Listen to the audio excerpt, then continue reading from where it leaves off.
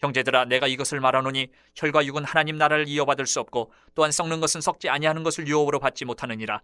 보라, 내가 너희에게 비밀을 말하노니 우리가 다 잠잘 것이 아니요 마지막 나팔의 순식간에 홀연히 다 변화되리니 나팔 소리가 나매 죽은 자들이 썩지 아니할 것으로 다시 살아나고 우리도 변화되리라. 이 썩을 것이 반드시 썩지 아니할 것을 입겠고 이 죽을 것이 죽지 아니함을 입으리로다. 이 썩을 것이 썩지 아니함을 입고 이 죽을 것이 죽지 아니함을 입을 때에는 사망을 삼키고 이기리라고 기록된 말씀이 이루어지리라.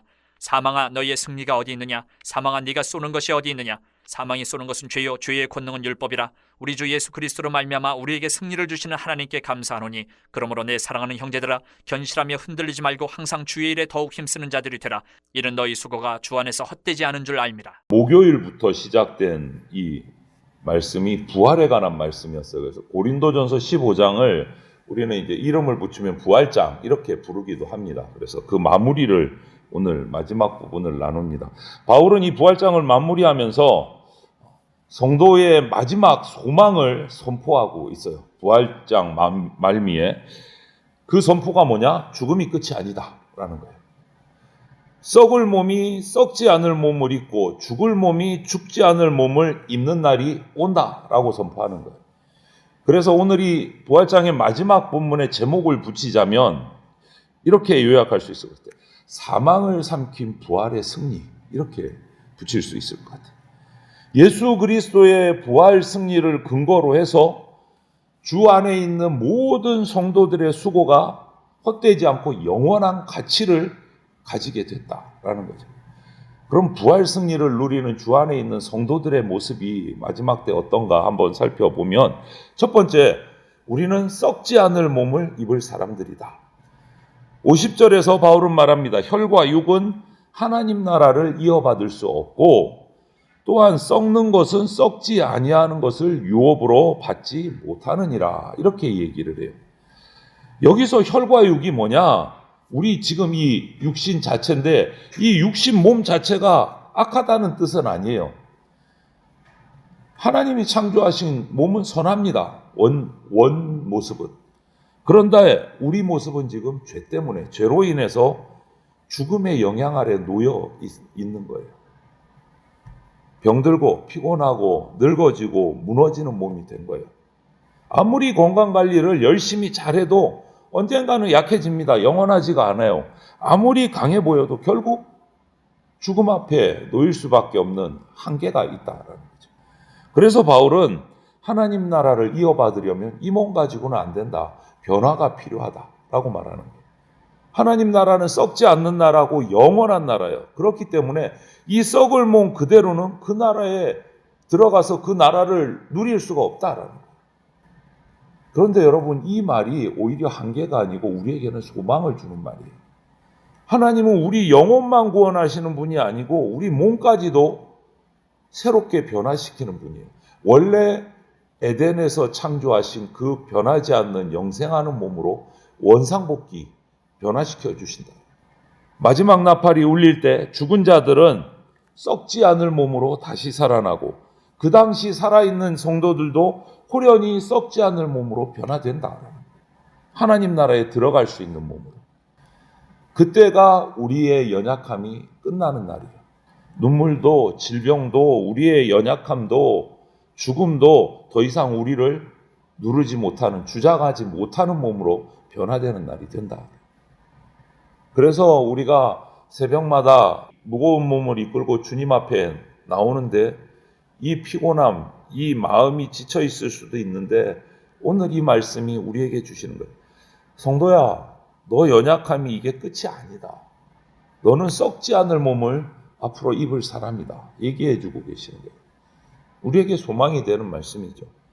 그렇기 때문에 우리는 지금의 연약함 때문에 낙심하지 않을 수 있는 겁니다. 무엇을 가지면? 부활의 소망을 가지면. 지금 우리 몸은 무너져 가는 것 같지만 하나님은 우리를 마지막 날에 새로운 몸으로 변화시켜 주신다.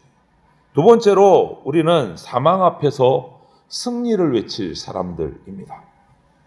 54절, 55절에서 이렇게 선포합니다. 사망을 삼키고 이기리라고 기록된 말씀이 이루어지리라. 사망아, 너의 승리가 어디 있느냐? 사망아, 내가 쏘는 것이 어디 있느냐? 이렇게 얘기해요. 우리 인간이 제일 두려워하는 게 뭡니까? 결국은 죽음이잖아요. 죽을 수밖에 없는 존재니까. 죽음 앞에서는 뭐 지위, 재물, 지식, 건강 아무 의미가 없어져요. 죽음 앞에서는. 그런데 바울은 죽음 앞에서 외칩니다. 사망아, 너의 승리가 어디 있느냐? 속된 말로 하면 이거죠. 사망아, 승리는 내 거야. 까불지 마. 이 말입니다. 이 말은 우리 인간의 어떤 치기 어린 용기, 막 그냥 한번 내질러 보는 허세, 이게 아니에요. 자기 확신 그것도 아닙니다.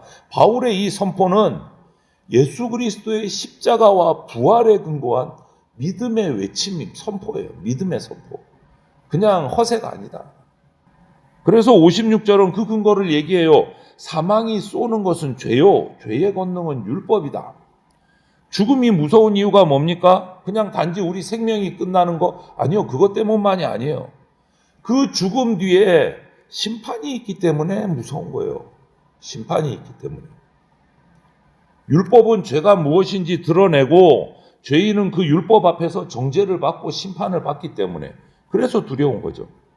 그렇기 때문에 이 죽음을 앞두고 사망에서 승리를 하려면 죄의 문제가 해결돼야 돼요. 죄의 문제가 해결되지 않으면 이 죽음은요 두려울 수밖에 없어요. 심판으로 들어가는 문이기 때문에. 그러나 57절에서 바울은 이 복음의 마지막 정점, 결론을 선포를 해요. 우리 주 예수 그리스도로 말미암아 우리에게 승리를 주시는 하나님께 감사하노니. 승리의 도장을 쾅쾅 찍는 거예요. 예수님께서 우리 죄를 대신 담당하셨다. 율법의 정죄를 십자가에서 끊어주셨다. 우리가 받아야 될 심판, 저주 대신 친히 지고 끝내주셨다. 그리고 죽음을 이기고 부활하셨다. 이 말이에요. 예수 그리스도로 말미암아 우리에게 승리를 주셨다. 그러므로 예수 안에 있는 사람에게는 죽음은 더 이상 마지막 왕도 아니고 우리의 두려움도 아니다. 예수 그리스도께서 죽음으로부터 승리하셨기 때문에. 그래서 우리는 장례식장에서 절망만 하지 않고 슬픔에만 빠져 있지 않을 수 있는 거죠. 눈물은 흘리지만 소망 없는 자처럼 울지 않습니다. 예수 그리스도 안에서 사망은 삼켜졌고 마지막 날에 우리는 사망을 향해서 승리를 외칠 수 있기 때문에. 한 가지 더, 우리는 주의 일에 더 힘쓸 사람이에요. 우리 성도는 주님의 일에 더 힘쓰는 사람. 바울은 이렇게 부활장 말미에 부활에 대한 이 교리를 선포하고 설명한 뒤에 58절에서 그 결론, 삶의 결론을 얘기합니다. 그러므로 이렇게 시작해요. 그러므로 내 사랑하는 형제들아, 견실하며 흔들리지 말고 항상 주의 일에 더욱 힘쓰는 자들이 되라. 이는 너희 수고가 주 안에서 헛되지 않은 줄 알미라. 이 마지막 말에서 중요한 단어는요, 그러므로예요. 앞에 이야기한 부활에 관한 모든 말들, 그것을 다 당겨오는 것이 그러므로예요. 이 그러므로의 의미가 뭡니까? 부활이 있으므로, 죽음이 끝이 아니므로, 주 안에서의 수고가 헛되지 않으므로 너희는 흔들리지 말아라. 이 말이에요. 이 그러므로가 중요한 거예요. 앞에 부활에 관한 모든 이야기를 다 연결하는 거예요. 그러므로 내 사랑하는 형제들아, 견실하며 흔들리지 말고. 성도는 흔들리지 말아야 돼요. 부활은요, 그래서 현실 도피가 아닙니다. 어차피 천국 갈 거니까 대충 살자. 이게 아니에요. 오히려 정반대예요. 뭡니까? 그러므로 부활이 있기 때문에, 부활이 있으므로, 죽음이 끝이 아니므로, 주님 안에서 수고가 끝이 아니므로, 헛되지 아니하므로 부활을 믿는 나는 오늘도 진실하게 살아야 된다. 영원을 믿기 때문에 현재를 더 소중하게 살아야 된다. 이 말이에요. 새벽마다 주님 앞에 나와 엎드리는 거 수고롭죠. 가족들을 위해서, 특히 불신 가족을 위해서 기도하는 거 역시 수고입니다. 교회를 섬기는 일도, 아픈 사람 돌보는 일도, 정말 인간적으로 보면 용서할 수 없는 사람을 주님의 사랑으로 용서하는 것도, 또 아무도 알아주지 않는 자리에서, 보이지 않는 자리에서 묵묵히 하나님 앞에 순종하는 것도 다 수고로운 거죠. 그러다 보면 때로 이런 생각이, 인간적인 생각이 우리 속에 울컥 올라올 때가 있어요. 내가 이렇게 한다고 뭐 달라지나? 내가 이렇게 섬긴다고 누가 좀 알아주나? 그런데 주님은 말씀하세요. 너희 수고가 주 안에서 헛되지 않다. 주 안에서 헛되지 않다. 사람들이 당장 알아주지 않아도 하나님은 다 알고 기억하고 계신다. 세상은 기록하지 않아도 하나님은 기억하십니다. 당장 열매가 보이지 않고 생생나는 것 같지 않지만 주 안에서 드린 수고는 마지막 나팔이 불 때 영원한 하나님 나라에서 결코 헛되지 않다. 열매로 돌아온다. 이 말이에요. 그러므로 저와 여러분은 견실하십시다. 흔들리지 맙시다. 항상 주님의 일에 힘씁시다. 우리의 끝은 허무가 아니고 부활입니다. 부활. 하나님이 사랑하는 성도 여러분, 오늘 하루도 이 부활의 믿음으로 우리가 이 하루를 시작하기를 바랍니다. 몸 약하다고 낙심하지 마시고 주님은 우리에게 썩지 않을 몸을 약속하셨어요.